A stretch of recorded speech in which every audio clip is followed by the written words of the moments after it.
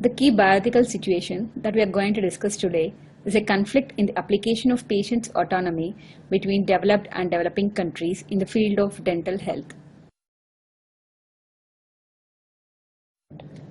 Introduction. Ethics is a very important issue in the medical field. Ethics makes a distinction between what is right and what is wrong when there is a very high level of uncertainty. Coming to our bioethical situation, let us see what happens in developed countries. A patient with toothache comes to the dental clinic for treatment. Dentist goes for proper diagnosis and advises patient regarding the various treatment options. The dentist undergoes all the diagnostic criteria and explains the treatment options. He advises extraction of tooth teeth in two ways, both extractions at the same time or else extractions done at subsequent appointments. The dentist takes the informed consent from the patient and performs the treatment according to the wishes of patient. The necessary treatment is performed with both dentist and patient satisfied. Now let us see what happens in developing countries. Patient comes with similar symptoms and the dentist performs examination. Without explaining various options regarding the treatment, the dentist decides extraction as the best procedure. Dentist performs the treatment. The extraction is done in the patient in the same appointment who hardly has any knowledge of the various procedures and their outcomes. Dentist seems to be fairly satisfied and the patient walks bewildered with a lot of questions in his mind. Now, is there any difference between the two scenarios? Yes, definitely. The first scenario saw the involvement of both dentist and patient, whereas in the second case, we saw the dentist being the one taking decision on behalf of the ignorant patient.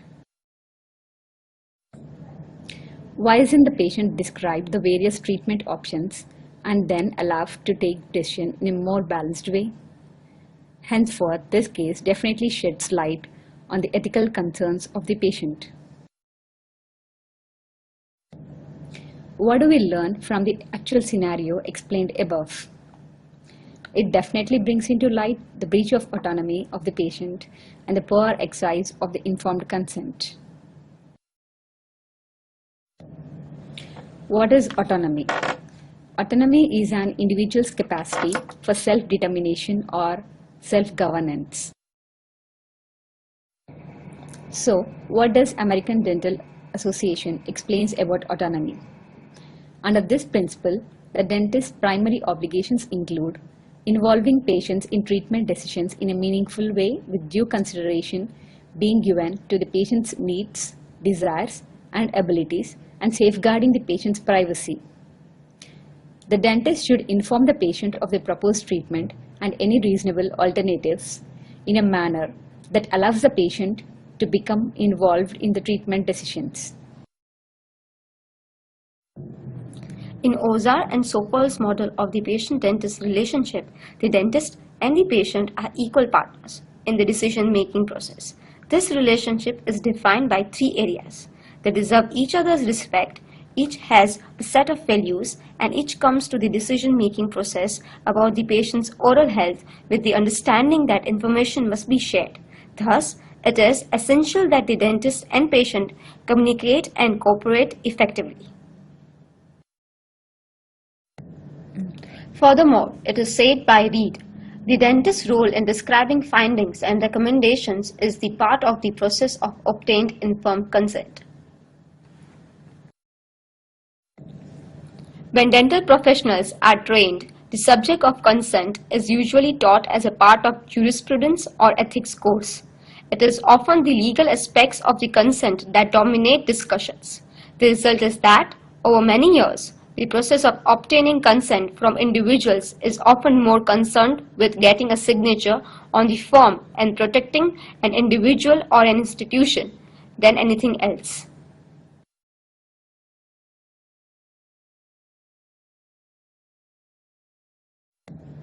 So how to encourage autonomy? Firstly, Patients should be able to make decisions for themselves, free from controlling interference and influences.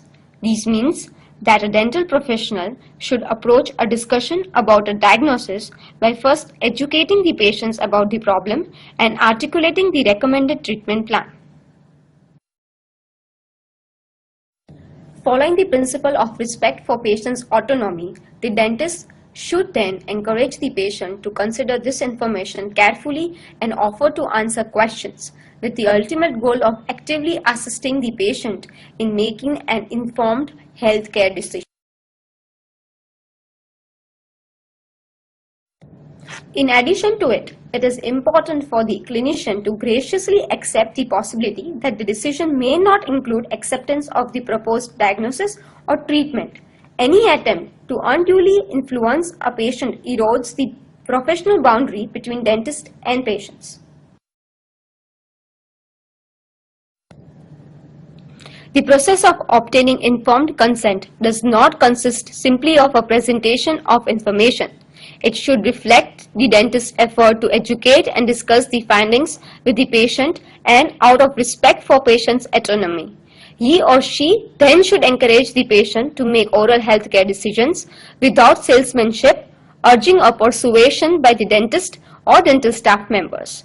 As members of a respected profession, dentists should inform patients routinely about the range of treatments available in the dental community, acknowledging the various methods of diagnosis and treatment and underscoring their own professional approach without pejorative reference to other people or treatment. As Beauchamp and Chalmers pointed out, from the moral viewpoint, informed consent has less to do with the liability of professionals as agents of disclosure and more to do with the autonomous choices of patients.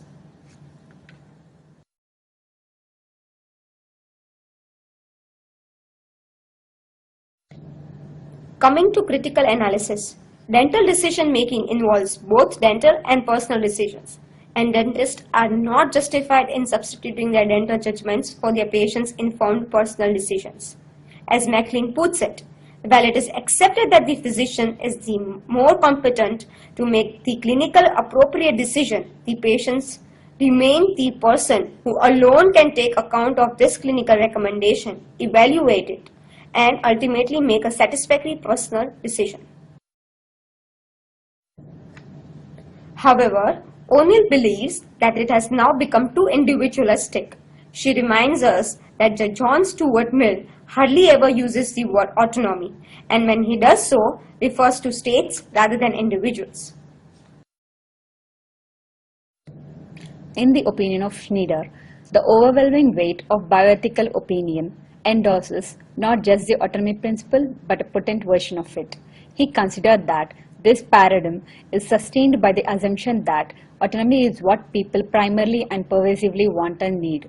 Thus, the dominant view of individualistic autonomy in most recent liberal bioethics is that it confers a right to act on one's own judgment about matters affecting one's life without interference by others. O'Neill considers that conceptions of individual autonomy cannot provide a sufficient and convincing starting point for bioethics or even for. Schneider suggests that there are two current models of autonomy, optional and mandatory. Brock defines the former as entitling but not requiring a patient to take an active role in decision making regarding the treatment. In the latter model, it is practically unwise and morally objectionable for the patient to forswear making medical decisions personally. Although this latter model seems to eliminate any residue of medical paternalism, is it not in danger of replacing it with an equally unacceptable paternalism by ethicists? Recommendations. Building upon O'Neill's theory, we recommend that a revision of operational definition of patient autonomy is required for the 21st century. We have been influenced by the following ideas. Autonomy involving ethics as the activity of persons bound together in a common pursuit. Patient autonomy as the capacity to assess critically one's basic desires and values, and to act on those that one endorses on reflection, and also those actions and decisions that tend to promote the settled goals of the individual. In this model, a patient is fully entitled but not required to take any active role in decision making regarding treatment. Question that arises: is it necessary to take patient's consent in every clinical situation? Are the doctors or dentists not competent enough to take decisions for the patient's welfare? Now, what is the conclusion? Adding these together, we suggest a principled version of patient autonomy that involves the provision of sufficient and understandable information and space for patients who have the capacity to make a settled choice about medical interventions on themselves, to do so responsibly in a manner considerate to others. The extent to which they exercise their choices is an integral part of the process.